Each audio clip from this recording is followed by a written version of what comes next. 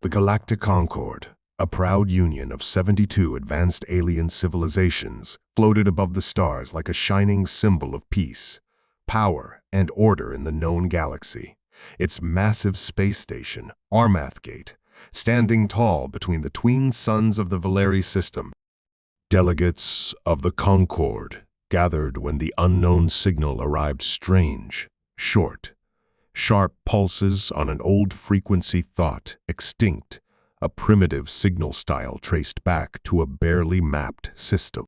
Called Sol, deep in the outer Orion Arm, far from any major trade routes or established wormholes. The delegates, confused but curious, called for immediate scans and pulled up the archives, where they found minimal information. One small, unimportant planet called Earth, catalogued as pre-fetid. Century ago, and then forgotten. But now, something or someone was coming from that region, and it was coming fast. One ship moving at speeds just shy of Concord military class, heading straight for Armath Gate without an escort, without hails, without a flag of allegiance. Just one lonely ship, gray and rugged with no elegant design, no polished surface, only a thick symbol on its hull, two curved lines circling a globe, marked beneath with strange letters, UNSC. Resolute Dawn. And as the ship slowed to dock, the station trembled not from weapons or impact, but from the tension in the air, from the way every delegate, scientist, and guard leaned forward, wondering why. Why only one ship? Why no warning? No escorts? No flotilla or fanfare? All had arrived seconds earlier, translated quickly into Concord Standard, bearing just 7 words. We only sent one. It's enough. And the doors hissed open with a low hum as the station's ambassadors and security stood in full formation, expecting something either foolish or dangerous, and out stepped a tall human woman dressed not in royal robes or ornate diplomatic attire, but in a simple dark blue uniform with silver stripes along her sleeves, her stride steady, eyes sharp, carrying a tablet and nothing more. She introduced herself with calm confidence, Commander Aida Vasquez, Earth representative, her voice echoing lightly in the grand welcome hall while no one moved, the silence stretching longer than it should have until Counselor Etrax of the Valari broke it with a low, doubtful tone. "Commander, is this your full delegation?" And she nodded, smiling slightly. "Yes, sir. One ship. One team. That's all we need for now." And the room buzzed with quiet whispers, some amused, some annoyed, a few suspicious, because never in the history of the Concord had a species arrived with so little, with so much calm, with no fear, no gifts, no apologies. And as she was led to the meeting chamber, the heads of security ran deep scans on the Resolute Dawn. What they found made no sense. Weapons they couldn't identify, armor that adapted during scans, energy patterns shifting with each pulse like it was learning, reacting, watching them back. And every attempt to decrypt its systems failed, as if the ship itself rejected curiosity, which unsettled even the hardiest military analysts, while Vasquez continued her calm briefings to the council, answering questions in just enough detail to show understanding without revealing too much, speaking of Earth's unity, its struggles, its new leap into the stars, always with that steady tone that made her sound not proud, but prepared. And then Admiral Kethrol of the Vorak Dominion demanded access to the human ship, convinced this was either a bluff or a trap, and Vasquez agreed instantly, offering him and his team a full hour on board under observation. And as they disappeared into the docking bay, the station watched, waited, and then grew confused again when only Kethrol returned, walking alone, his normally booming voice reduced to a whisper, his scaled face pale under the chamber lights, refusing to explain what he saw, only murmuring something strange. They built it for something else. Something worse than war, and the council demanded clarification, but he left without another word, and the story began to twist among the delegates, spreading like fire. Some believed Earth had discovered ancient technology. Others whispered of AI, and a few began to fear they had awakened a sleeping power that had never asked for help or allies, just watched from the shadows, preparing until it was time to step forward.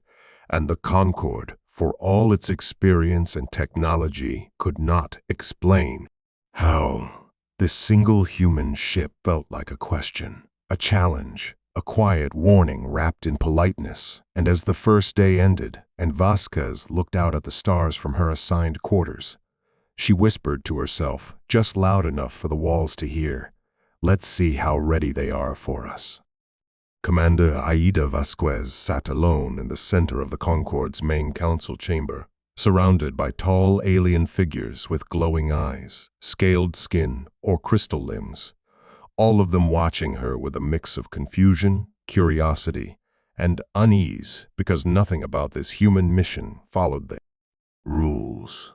The Concorde was used to grand entrances, fleets of ships, diplomatic parades, long introductions filled with boasts and requests. But Earth had sent only one ship and one commander. And now that the initial contact was over, the real questioning had begun, with Vasquez seated calmly as the High Assembly tried to learn everything they could about humanity's military power, government structure, population, and technology.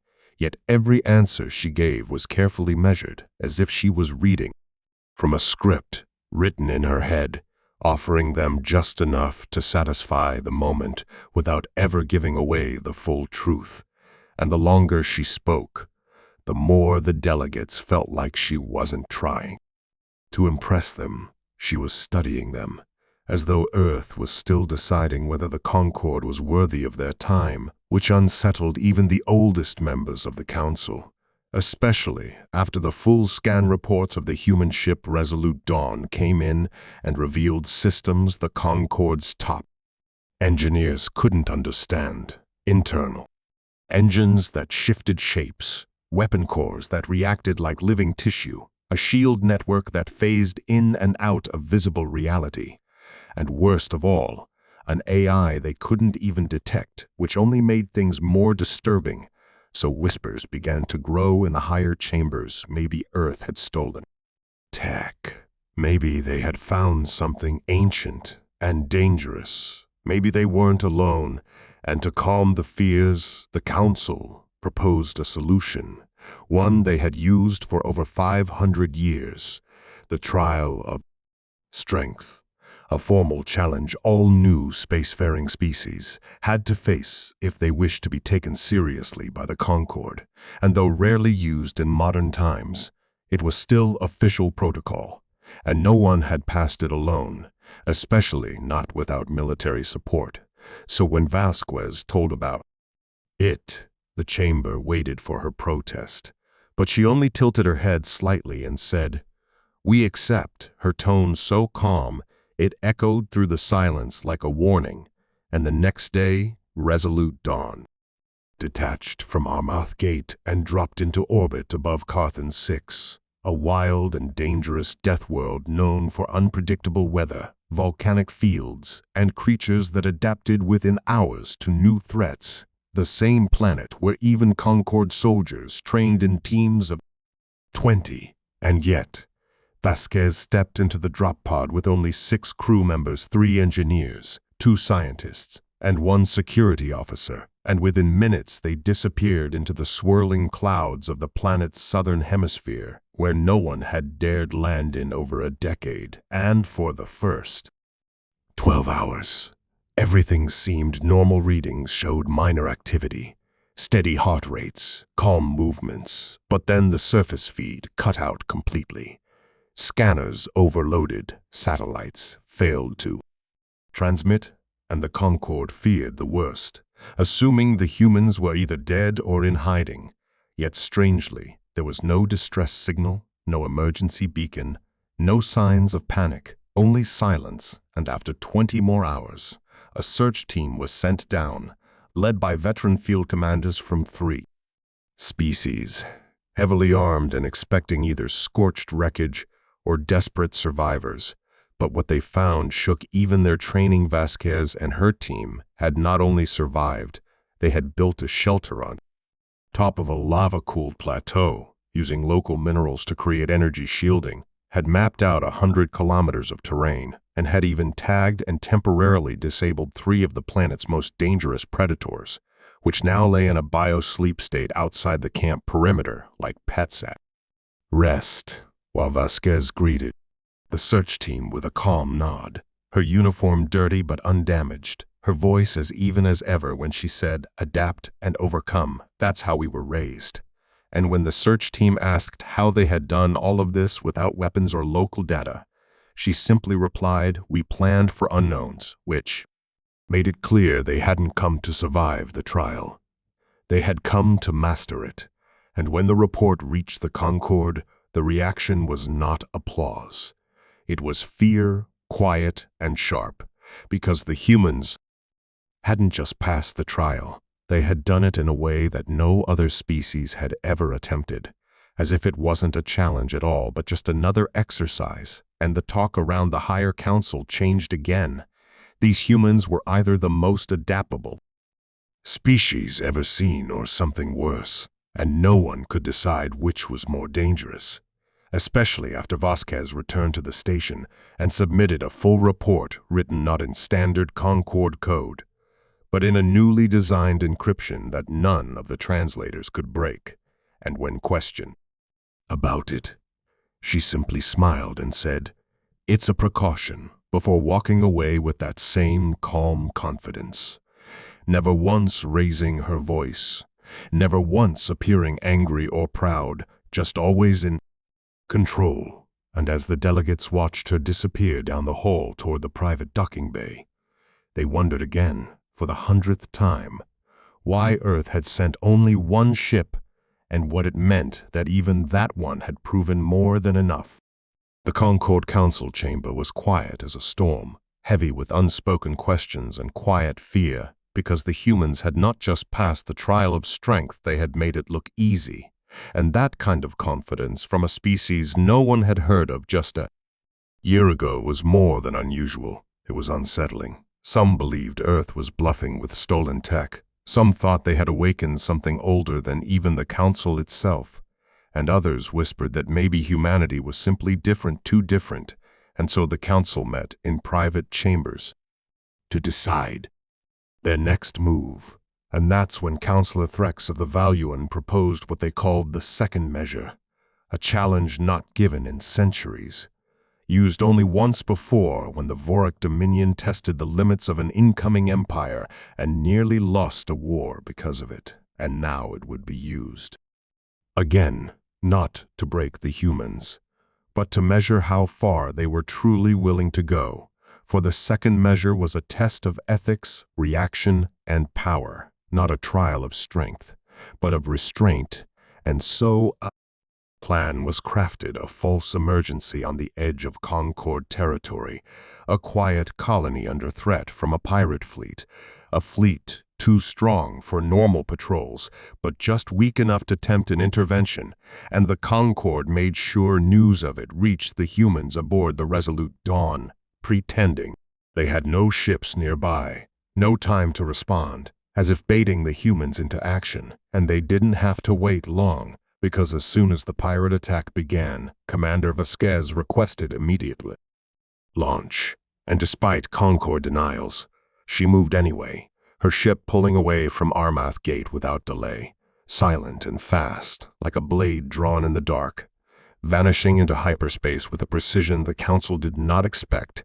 And what happened next would be recorded in 10 languages and watched in every major capital of the galaxy. The pirate fleet, nearly 300 strong, had surrounded the colony, their ships armed with old weapons and dangerous tech, and the colony's distress signals had already grown weaker. Yet before any Concorde ship could arrive, Resolute Dawn dropped out of hyperspace at the edge of the system alone.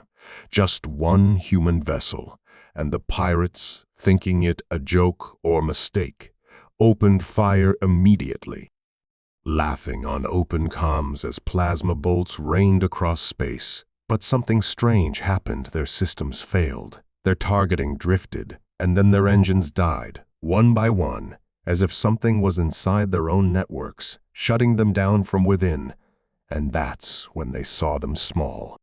Fast, sharp-edged drones, hundreds of them, launching from hidden ports on the Resolute Dawn, each one moving with purpose, dodging fire, striking engines, slicing weapons arrays, not to kill, but to disable. And it was over in minutes, with 0 human casualties and not a single pirate ship destroyed, only floating there, helpless, confused.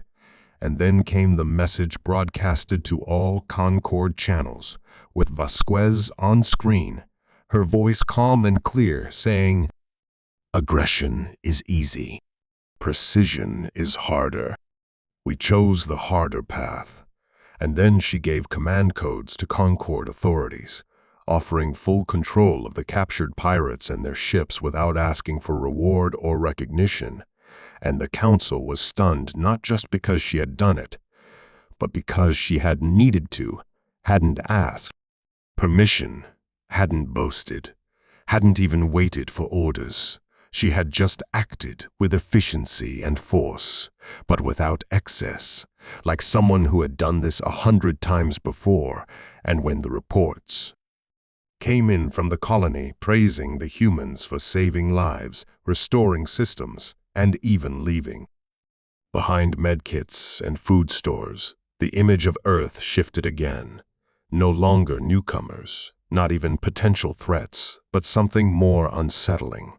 A force that acted fast, with clear purpose, and without hesitation. And when Vasquez returned to Armath Gate, she didn't report to the council chamber or request a meeting.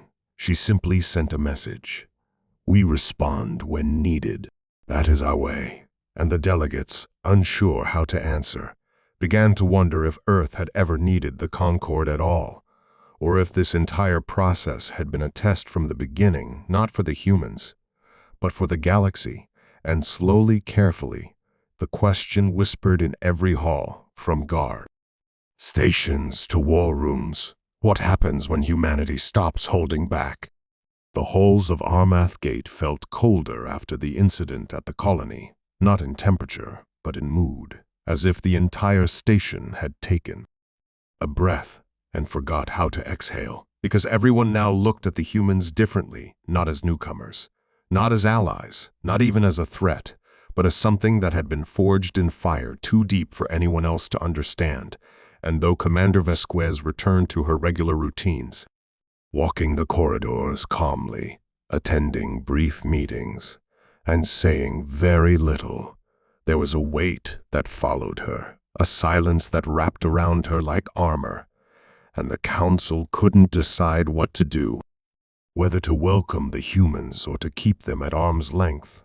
And just when it seemed things might settle, another signal arrived, this one old, buried beneath fractured code and time-ripped static, a distress beacon from a battle site that had been declared empty for over a century, a region known as the Ruined Belt, once the heart of the Concord's greatest war, where an enemy species called the Cathari had nearly wiped out half the core systems, before vanishing into dust, their defeat brutal and final, or so records said. But now something had stirred there, and the signal wasn't random, it was human, a pattern specific to Earth's deep space alert systems, even though Earth had never claimed to have ships that far out. So the council asked Vasquez if she knew anything about it, but she only paused for a moment before replying, "We need to see it." And without waiting for permission, Resolute Dawn launched once more, this time moving even faster, cutting through uncharted systems and dead stars until it reached the edge of the Ruined Belt, where the wreckage of 1,000 forgotten battles drifted like a metal graveyard. And there, floating between twisted hulls and shattered stations, was a second human ship, dark, damaged, its hull scorched but intact, marked with the same strange symbol as the Resolute Dawn, but its nameplate faded, reading only part of its title, UNSC. And Vasquez said nothing as her team boarded the derelict craft, her face hard as stone while they found the remains of a crew long thought lost, their logs showing a mission launched 15 years earlier, classified even to the highest Concord databases, a quiet deployment into unknown space. To track what Earth once feared might still remain, the Cathari. And now their suspicions had returned, because something had awakened the old enemy, something had drawn them back, and Vasquez downloaded the logs and turned back to her ship without speaking to the council. And the Concord began to panic, holding emergency meetings behind sealed doors, wondering if Earth had known all along that the war was not truly over, and if this was the reason they had stayed silent for so long, not because they feared being ignored, but because they were preparing for a threat no one else believed in anymore. And then, without warning, signals erupted across the ruined belt, unknown ships. Emerging from debris fields, long, narrow, dark vessels shaped like bones in silence, moving without engines, powered by something unseen, and each of them carried the same old Cathari signature, reactivated, alive again, and heading not just toward the Resolute Dawn, but toward the Concord's inner systems. And for the first time in centuries, the entire council felt true fear, because they had no defenses ready, no fleets positioned near the core, no strategies drawn up for an enemy they had believed extinct.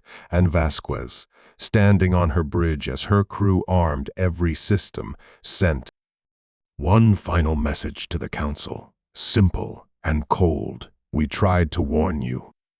Now, let us handle it." And with that, the Resolute Dawn accelerated straight into the swarm, its weapons opening not in panic, but with rhythm, precision, and silence, cutting paths through Cathari ships with movements that looked more like memory than warfare, as if Earth had done this before, had studied the enemy, had prepared not just for survival, but for the final chapter.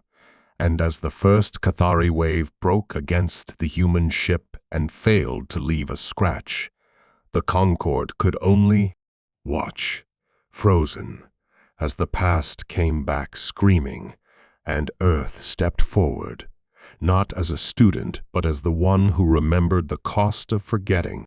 The battle above the ruined belt raged like a storm lost in time, but the Resolute Dawn moved through it with an eerie calm, each shot fired not in fear, but with focus, each maneuver controlled and exact, like a predator who already knew its prey's next move.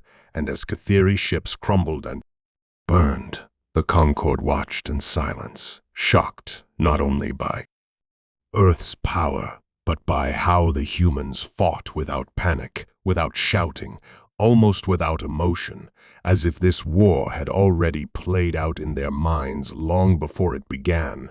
And still the question echoed through every chamber: why had Earth sent only one ship?